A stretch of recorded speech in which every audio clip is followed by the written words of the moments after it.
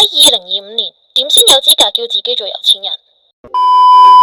根據海智喺2025年最新發佈嘅全球財富報告啊，如果你想成為高淨值人士咧，你至少需要擁有110萬美金可投資嘅資產咧，你先勉強叫做有錢人。但如果你嘅目標咧係伊朗馬薩、巴菲特啦呢啲超級富豪嘅話咧，你就需要擁有超過3000萬嘅美元資產啦。而呢一類咧超級富豪咧，雖然只係佔住全球人口嘅1%啊，但係就掌握住全球34%嘅財富。而喺 W10 嘅富豪國家排行榜顯示啊，全球最富裕嘅一名就係美國，有成超過600萬嘅百萬富翁，1萬個嘅億萬富翁，同埋多達850幾位嘅10億富翁。而我哋偉大嘅祖國咧，淨係屈居第2，但係都有82萬嘅百萬富翁。而呢份報告最值得參考咧，就係呢啲富人嘅資產配置係點樣啊？總括落嚟咧，佢哋大約係22%咧係股票，19% 係房地產，18% 係債券，15% 就係啲另類資產，例如係加密貨幣啊，或者係私人信貸。如果你想要整份嘅2025年全球財富報告，留言 money，我即刻 send 俾你。